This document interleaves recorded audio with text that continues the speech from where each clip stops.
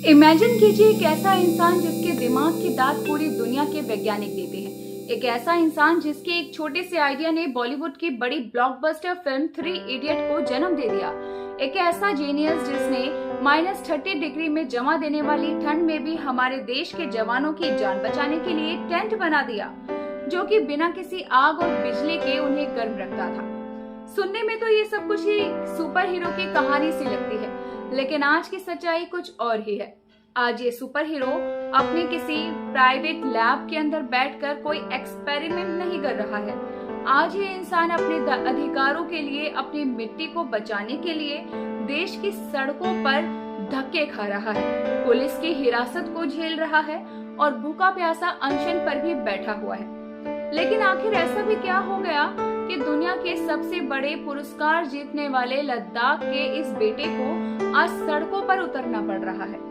दोस्तों, बायोग्राफी सबकी की आज के इस वीडियो में हम जानेंगे कि हिमालय के रक्षक सोनम वांगचुक की जन्म से लेकर आज तक की पूरी कहानी। एक ऐसी कहानी जो आपको सोचने पर मजबूर कर देगी कि क्या हम अपने असली हीरोज के साथ में सही व्यवहार कर रहे हैं, सही सुलूक कर रहे हैं। तो वीडियो को पूरा देखें और बताएं आपके इस बारे में क्या विचार है।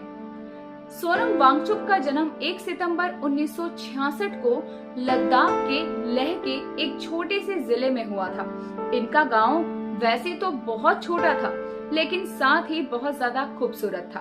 इनके गांव का नाम उल्टेक्पो था। साथ ही अगर इसका नाम गलत लिया हो तो उसके लिए माफी। इनके पिता का नाम सोनम वांग्याल था, जो कि एक राजनेता थे और आगे जाकर मंत्री भी बने थे। लेकिन सोनम का बचपन किसी मंत्री के लाडले बेटे की तरह सुख सुविधाओं में नहीं बीता था। शायद आपको ये भी जानकर हैरानी होगी कि 9 साल की उम्र तक तो सोनम वांगचुक ने कभी स्कूल की शक्ल भी नहीं देखी थी, क्योंकि उनके गांव में स्कूल था ही नहीं। उनकी शुरुआती पढ़ाई अपनी माँ की गोद में हुई थी। स्कूल न जाने से उन्हें एक बहुत बड़ा फायदा भी मिला कि उनका दिमाग किताबों की 4 दीवारों की रटी रटाई बातों को पढ़ने सीखने का आदी नहीं हुआ। उनका दिमाग कैद नहीं हुआ।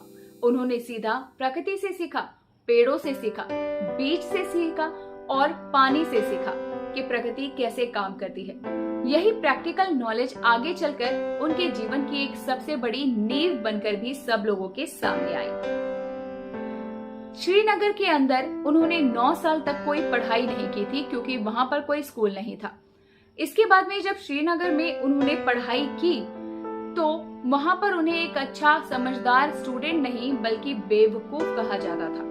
जब सोनम 9 साल के हुए तो उन्होंने अच्छी पढ़ाई के लिए श्रीनगर के स्कूल में दाखिला लिया और यहीं से शुरू हुआ उनके जीवन का पहला सबसे बड़ा संघर्ष, जिसके लिए शायद वो तभी तैयार भी नहीं थे। श्रीनगर के स्कूल का माहौल बिल्कुल अलग था।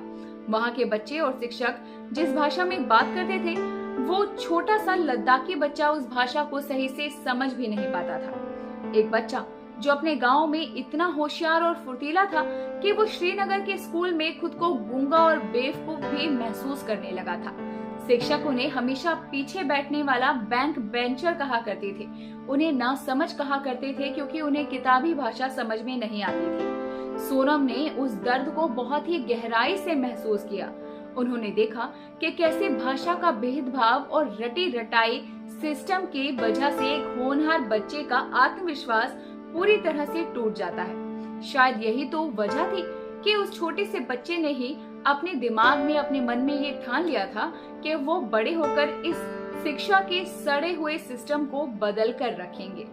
और यही हुआ और उन्होंने किया भी। साथ ही आपको बता दें दोस्तों कि उनके पिता के कुछ और अरमान थे और सोनम जी के कुछ और अरमान थे। वक्त बीता और सोनम जी बड़े हो गए। सोनम ने कई भाषाएं सीखी और अपनी पढ़ाई भी एक अलग पहल से शुरू की। वो रटी रटाई नहीं, प्रैक्टिकल सीख लेने लगे। साल 1987 में उन्होंने national institute of technology NIT Srinagar से मैकेनिकल की डिग्री में अपना बीटेक पूरा किया था।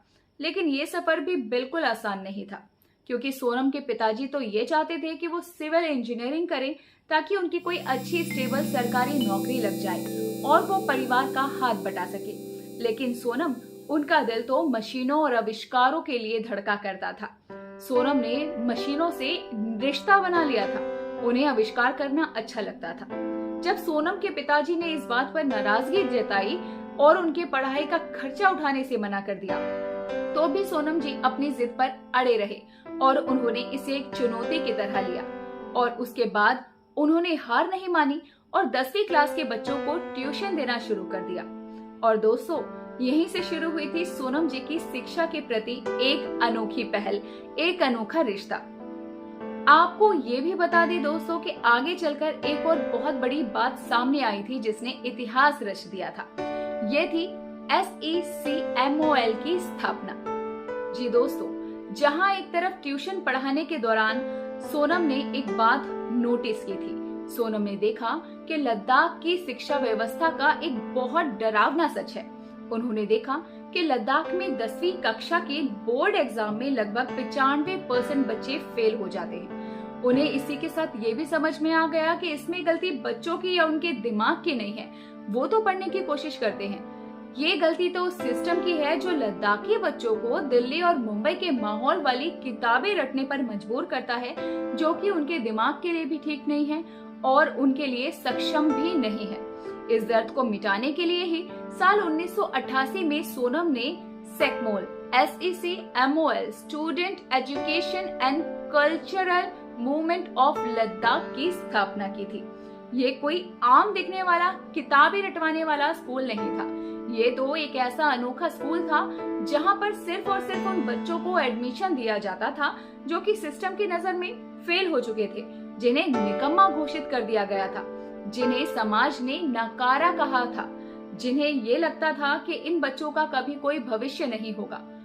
उन्हीं बच्चों के साथ मिलकर लेह के पास उन्होंने फे गांव के अंदर एक ऐसा कैंपस बनाया जो पूरी तरह से सौर ऊर्जा से चलता था।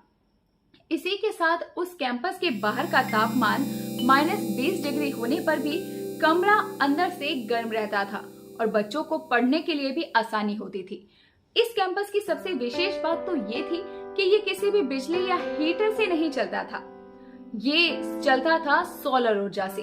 आज उसी स्कूल से निकले हुए वो फेल बच्चे बेहतरीन इंजीनियर, पत्रकार और बड़े बड़े एंटरप्रेन्योर भी बन चुके हैं। इसी के साथ दोस्तों आपको बता देते हैं सोनम जी की एक और खोज के बारे में।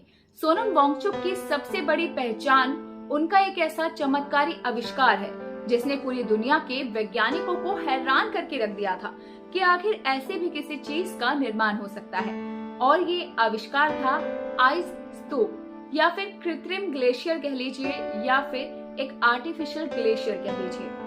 दरअसल ये सिलसिला शुरू हुआ था कि लद्दाख का एक रेगिस्तान जैसा एरिया है, वहाँ पर बर्फ जमी रहती है, वहाँ बारिश बहुत ही कम होती है। बसंत ऋतु में जब किसानों को खेती के लिए सबसे ज्यादा पानी की जरूरत होती है, तब बर्फ पिघली नहीं होती और नदियां सूखी रहती हैं। सोनम ने प्रकृति को गौर से देखा और उन्होंने देखा कि अगर वो बर्फ को सीधा धूप से बचा ले तो वो गर्मियों तक आराम से टिक सकती है। उन्होंने पाइपों की मदद से सर्दियों में बहने वाले फालतू पानी के फव्वारों की तरह उसे उछाला और माइनस तापमान पर वो पानी गिरते ही जमने लगा और उससे लद्दाख के बर्फ के पहाड़ खड़े हो गए, जो कि एक विशाल तंबू या स्तूप के आकार में लग रहे थे। और ये आइस स्तूप बसंत आने पर धीरे धीरे गर्मी से खुद ही पिघलने लगते और किसानों को ठीक उसी समय पर पानी उपलब्ध हो जाता जिस समय उन्हें खेतों के लिए पानी की सबसे ज्यादा जरूरत होती थी। उनके इस आविष्कार को लद्दाख के सूखे गांव में फिर से हरा भरा करने के लिए इस्तेमाल किया गया और साथ ही साथ उनके इस बेमिसाल भारत के नागरिकों के लिए किए गए काम के लिए उन्हें 2016 में सबसे प्रसिद्ध रोलेक्स अवार्ड फॉर एंटरप्राइज से भी नवाजा गया था। इसी के साथ बता दें, उन्होंने देश के जवानों के लिए भी हीटेड कैंप बनाए थे, जो कि लद्दाख में इतनी ठंड पड़ती है कि वहां आम लोगों के लिए भी रहना मुश्किल नहीं होता। तो ऐसे में हमारे देश के जवान, जिनका दिल हमारे देश के लिए धड़कता है, वो ऐसे ही ठंड में -30 डिग्री की जमा देने वाली ठंड में हमारे देश की सीमाओं पर हमारे दुश्मनों से हमारी रक्षा करते हैं। जवानों को गर्म रखने के लिए सेना हर साल लाखों लीटर कैरोसिन जलाती है, जिससे भारी प्रदूषण भी होता है और कई बार टेंट में आग लगने से जवानों की मृत्यु भी हो जाती थी। तो जब सोनम जी ने इस चीज के बारे में देखा तो सोनम ने यहाँ पर भी अपने एक इंजीनियर दिमाग का इस्तेमाल किया। उन्होंने सेना के लिए एक खास सोलर हीटेड टेंट बनाया। ये एक ऐसा टेंट था जो बाहर भयंकर माइनस तापमान होने पर भी बिना किसी आग, इलेक्ट्रिसिटी के हीटर की तरह टेंट को अंदर से 15 डिग्री तक ठंडा रखता था, गर्म रखता था। इससे सेना का पैसा भी बचा और हमारे जवानों की जान भी सुरक्षित रहने लगी। उन्हें अब किसी भी तरह का कोई खतरा नहीं था। तो दोस्तों, अब बात कर लेते हैं उस विषय पर जिसके बारे में हमने आज बात करनी चाहिए। आपको बता दें कि मार्च 2024 में भी उन्होंने अनशन किया था। वो अनशन पर बैठे थे क्योंकि लद्दाख के अंदर बहुत ज्यादा पॉल्यूशन बढ़ रहा था और बड़ी बड़ी कंपनियां वहां लद्दाख को नुकसान पहुंचा रही थी। लेकिन जब उनका अनशन तोड़वाया गया तो उन्होंने दिल्ली तक की एक मार्च की थी। 21 दिन तक वो भूखे रहे थे और उन्होंने क्लाइमेट फास्ट किया था। लेकिन उसे खुलने के बाद भी जब उनकी ये मांग पूरी नहीं हुई थी तो उन्होंने पैदल यात्रा की थी। लगभग उन्होंने दिल्ली तक करीब 1000 किलोमीटर लंबा पैदल सफर किया था। फिलहाल के लिए ऐसा है कि वो चाहते हैं कि धर्मेंद्र प्रधान एजुकेशन मिनिस्टर इस्तीफा दे दें, इसलिए भी वो अनशन पर बैठे हुए हैं। तो देखना ऐसा होगा कि क्या सच में इस बार उनकी मांग को पूरा किया जाता है। ये मांग इसलिए की गई है क्योंकि कई परीक्षाओं के लीक होने की वजह से कई बच्चों की मृत्यु हो गई है। तो ऐसे में हमारे देश का भविष्य खतरे में है। साथ ही हाल ही में हुए एक इंटरव्यू में उन्होंने सब लोगों से ये भी कहा है कि आपको कैसा लगेगा कि जब आप बीमार पड़ जाएं और आप एक ऐसे डॉक्टर से इलाज कराने जाएंगे जो कि कॉपी यानी कि फर्जी डॉक्यूमेंट्स के थ्रू डॉक्टर बना है। तो दोस्तों, आपका इस बारे में क्या कहना है? आपको क्या लगता है कि सोनम वांगचुक की इस मांग को पूरा किया जाएगा? हमें कमेंट करके जरूर बताएं और ऐसी ही अपडेट्स के लिए चैनल के साथ बने रहें।